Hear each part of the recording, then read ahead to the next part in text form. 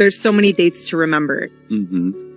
I know. I get all the anniversaries, kids' birth May dates. 14th. How did we? So we've been married for. How did you know it was time to get married? How did we know? People would say, if you can't sleep, take something to sleep. The Lord has let me sleep just fine. And I don't know how the executives over at Turning Point USA sleep at night. While many people who've never met Charlie Kirk lie awake wondering about the truth behind the incident, his widow Erika is sleeping peacefully. And I've never felt that. I'm not angry with God. Never have been. Never have I questioned, why, Lord, are you putting me through this? Why are you testing me? Why are you... Because God is so good and he's so sovereign. I could have never forgiven Tyler Robinson for whatever part he played in this. And obviously I'm saying whatever part he played in this because I don't believe that he was the lone person involved. I don't even think he's the person that killed Charlie Kirk. And now it looks like we know why. Rumours say that just days before Charlie filed for divorce, pages from his private diary appeared online, revealing that he had uncovered some unclear things about Erika's past. By now, you've probably heard all kinds of theories about Charlie and Erika's marriage. Some say Erika was just a setup, planted in Charlie's life by a TPUSA donor. Others claim she was connected to a secret elite group trying to hide a client list that Charlie wanted made public. But these newly leaked diary pages turn everything we thought we knew upside down. They might also explain why Erika was able to move on so quickly, even forgiving the person said to be involved in the incident that changed Charlie's life forever. And then she said something that stopped everyone in their tracks. That one line, soft yet loaded with meaning, ignited all the theories that had been quietly brewing behind the scenes. Honestly, I don't even think it was the person directly responsible for what led to Charlie Kirk's exit. Now, let's talk about the divorce rumours.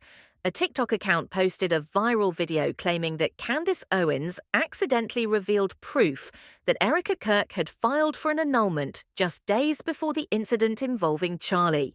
According to this, Candace shared text messages and legal papers showing that it was actually Charlie who filed to end the marriage. But that's not the full story. Charlie and Erika reportedly sold their Arizona home earlier this year, a move many saw as a sign they were already living apart before the event that changed Charlie's life forever. Charlie Kirk and Erika Kirk filed for a disillusionment of marriage 2 days before his assassination. There are actual text messages back and forth between Erika and Charlie discussing a separation of assets and how they are going to come out publicly and when the right time is. Insiders close to Charlie are now starting to speak out, saying their relationship wasn't as perfect as it seemed. Behind the scenes, there were many tense arguments no one knew about. One source revealed that, in the months before Charlie left, Erika had practically taken over his role at TPUSA, acting like he was no longer the leader of the organization. Every time Erika got involved in a key event, something felt off. People were suddenly pulled from their positions without explanation and replaced by unfamiliar names. Most didn't realize Erika had already started acting like the CEO before Charlie even passed away. She was making decisions, giving orders, and speaking for the organization in ways that made everyone uneasy. When Charlie tried to step in, she would talk over him, acting like he didn't matter anymore. Time Erika got involved in a Turning Point event, something felt off. People got pulled from their posts for no clear reason, replaced with names nobody recognized. What most people don't realize is that Erika had already started acting like CEO before Charlie even died. She was giving orders, making executive calls, speaking for the organization in ways that made all of us uncomfortable. Charlie would try to intervene and she'd just talk over him, like he didn't even matter anymore. It seemed like Charlie was testing her, sensing something was wrong and watching how she would react. In truth, Charlie was beginning to put the pieces together. Over the past few years, his views had been changing on COVID, restrictions, Ukraine, and the border. That's just one question, a reminder that maybe we shouldn't believe everything we see on screen, especially since many of us have learned to think more critically in recent years. But what about Charlie? Will he start to question things beyond politics? Will he begin to doubt his marriage and wonder if everything Erika told him about her past was true? With so much new information coming out about Erika's life before Charlie, it makes you wonder, what was she hiding and how much? Remember, when Charlie met Erika, he didn't have much experience with love. Erika, on the other hand, was 5 years older and had a much more complicated past. Trump pageant winner, casting director, founder of a Romanian orphanage, reality TV star, music video model, Erika seemed to have lived 10 different lives before meeting Charlie. And let's not forget, she comes from a family with a solid financial background in government contracting. Her family was also honoured with a plaque in Jerusalem for their work restoring the Zion Gate. Details like these make the story more complicated and make us question whether everything Charlie believed from the start was really the full truth. I happened to be there in Israel too. And so I was on a pilgrimage with my mom in Israel, and I turned around and I saw someone who looked super familiar.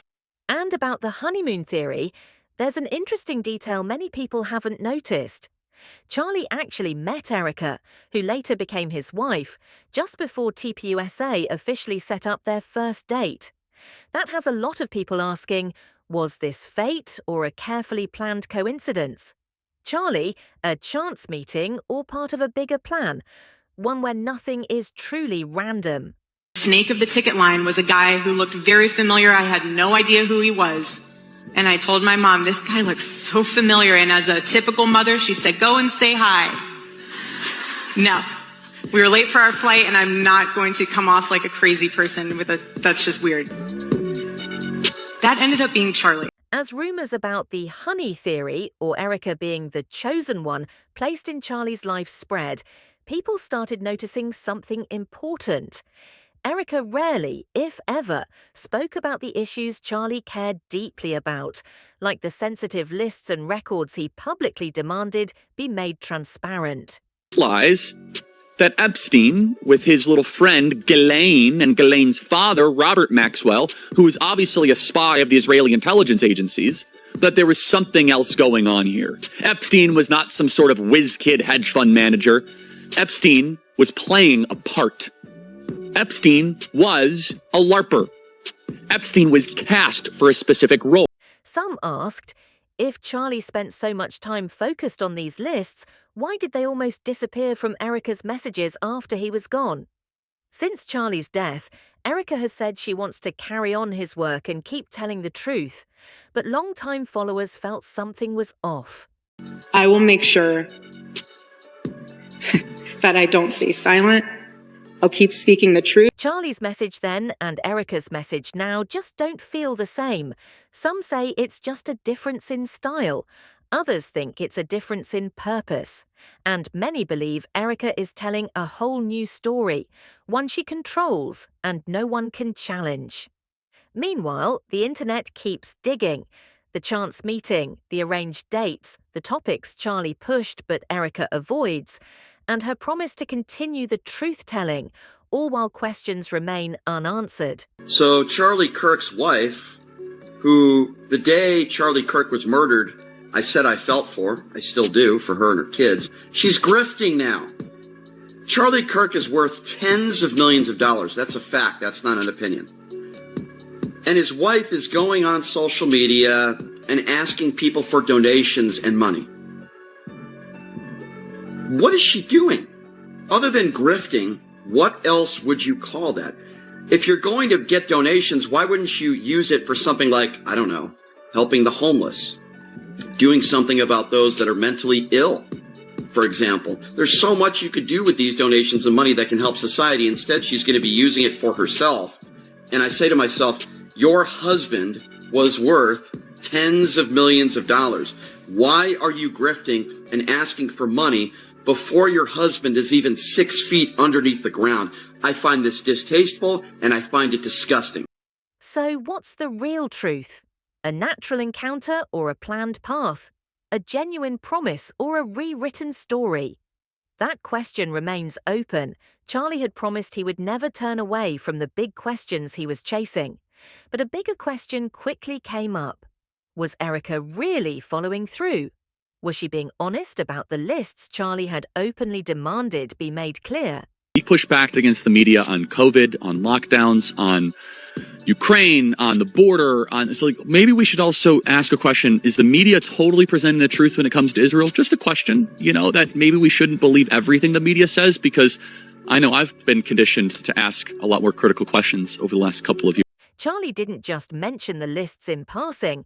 He spoke about them clearly, directly, and with strong determination. He believed that beneath the rumours, the controversial figures, and the half-truths, there was a deeper, more complicated system that few dared to confront. For Charlie, this was more than just a media story. It was a web of power he believed needed to be exposed. And that's why many are wondering if this was what Charlie was truly passionate about before he left. So many dates to remember. Mm-hmm. I know. I get all the anniversaries, kids' birth May dates. 14th. We've been married for. How did you know it was time to get married? How did we know? You just know. It's also don't waste your time. Don't waste your time. And plus, we were ready to start our life together. That's Why did Erika and his successors at TPUSA completely avoid the topic? If they really wanted to honour Charlie's legacy, they would have continued the fight he started. But the truth is quite the opposite. Since Charlie's fall, TPUSA has mostly stayed silent on the issues he once stood for. They shifted focus, changed priorities, and began producing content that pleased donors instead of pursuing the truth. Some believe Charlie's legacy is being reshaped, not to honour him, but to serve the interests of a few powerful people within the organisation. Many say TPUSA is completely rebranding itself while ignoring Charlie's warnings. A recent example comes from the Florida branch of TPUSA, which suddenly censored and removed many members from its internal chat. Officially, it was for inappropriate language, but those removed say they were simply asking the same questions Charlie had asked when he was alive. Why isn't the list public? What's really going on? Who controls the message? If these were issues close to Charlie's heart, why do his successors ban any discussion? Long-time observers see two possibilities. 1. Erika truly believes she's protecting Charlie's legacy by avoiding conflicts she sees as too risky. 2. There are hidden interests behind the scenes, interests Charlie got too close to, and silence is the safest option for those still running the group. It's also clear that Erika is stepping into the spotlight as a leader and spokesperson, seemingly being groomed to take Charlie's place. The gap between what Charlie said and what Erika says is too wide to ignore. One side asks tough questions, the other shuts down the conversation.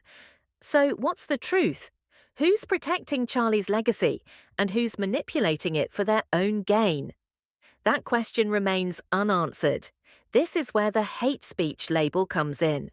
What it really means is students daring to ask questions, supporters wanting to know the truth about the client list, and massive offshore tax money moves without transparency.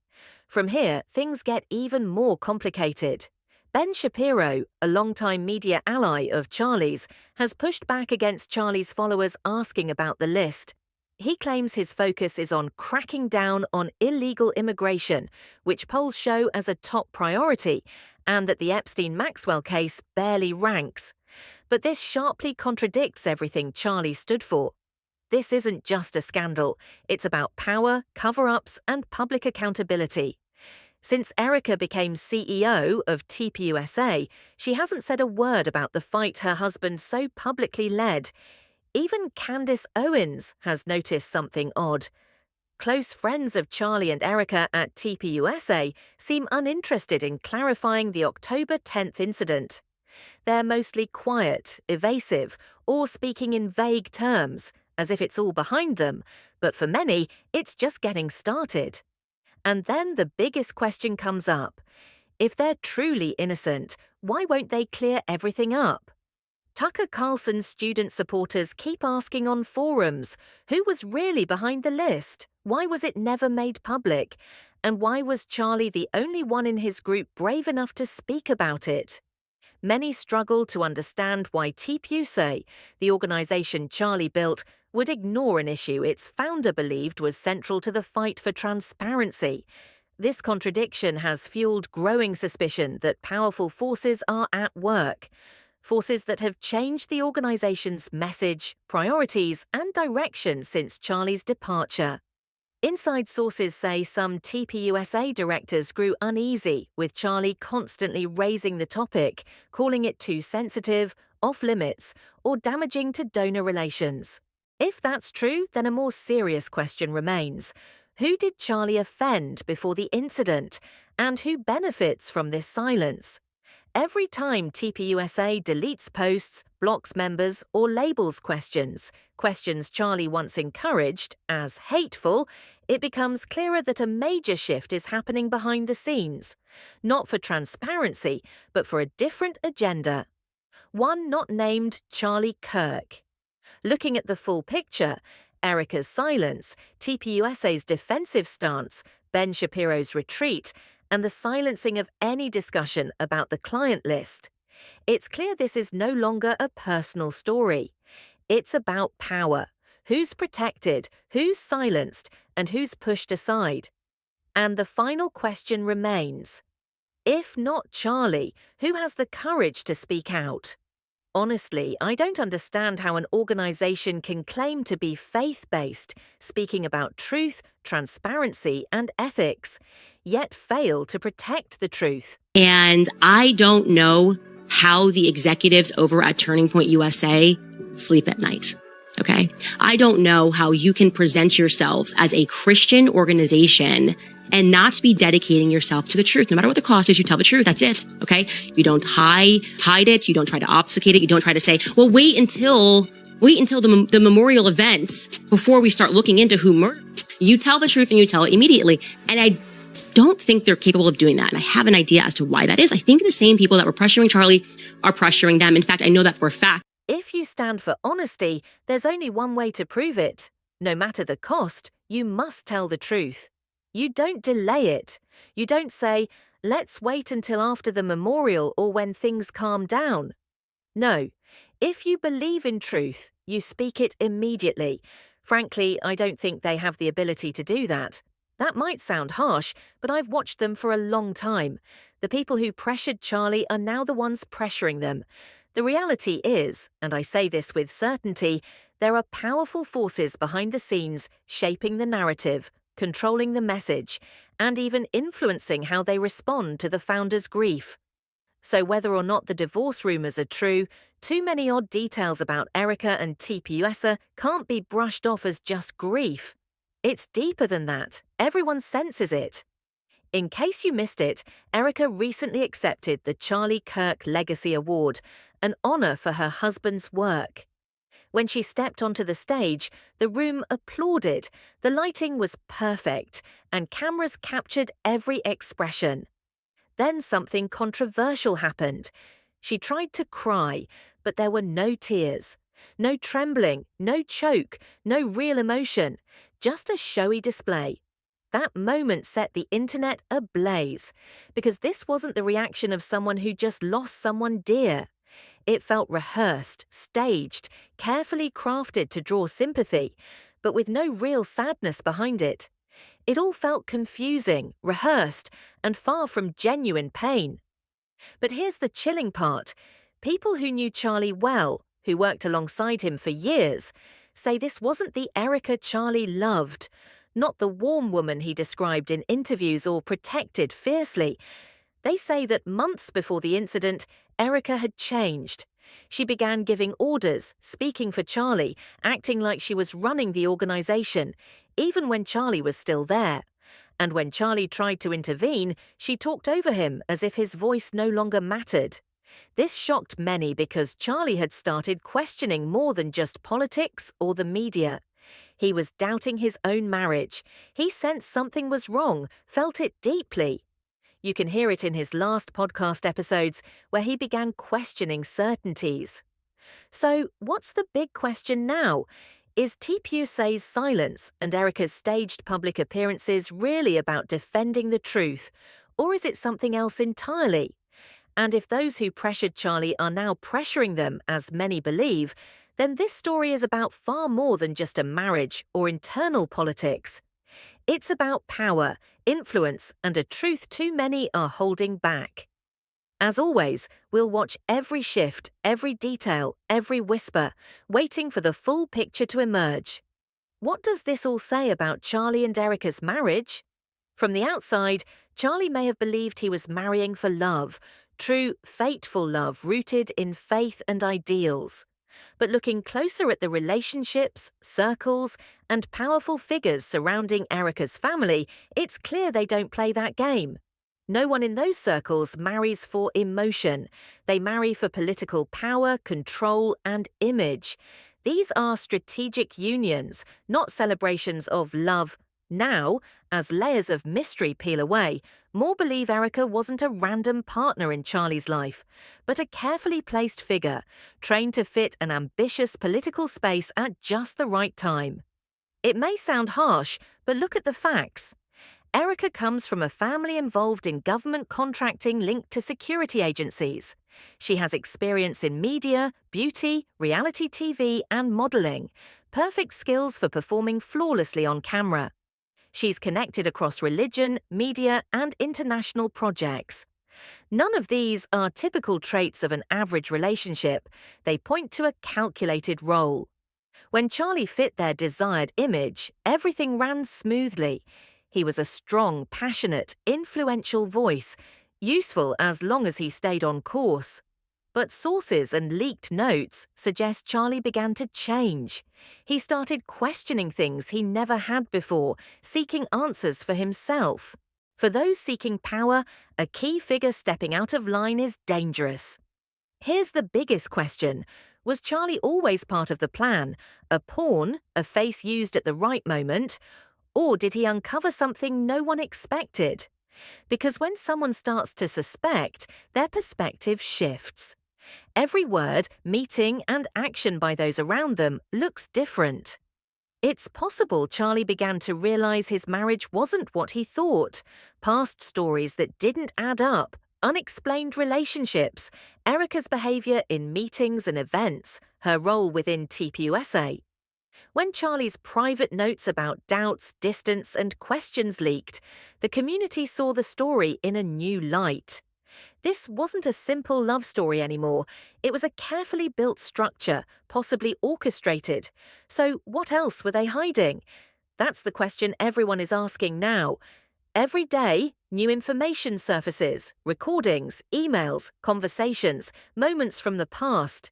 Each piece only makes the story darker, deeper, and more unpredictable. Those who saw this as a personal tragedy now suspect layers of power. Those who believed Erika wanted to continue Charlie's legacy begin to question her true motives. Those who trusted TPUSA to protect the truth now see silence, evasion, and cover-ups. Maybe Charlie saw too much by accident. Maybe he uncovered something hidden behind the scenes. Or maybe he just no longer fit the role they created for him. This story is drawing huge attention online. We report only what's publicly interesting, without speculation or judgment on private lives. All information is for commentary and entertainment only. Whatever the truth is, this story has grown far beyond what anyone expected. And as with every tale on Real Black History, when there's a moment of silence, there's always something bigger at work.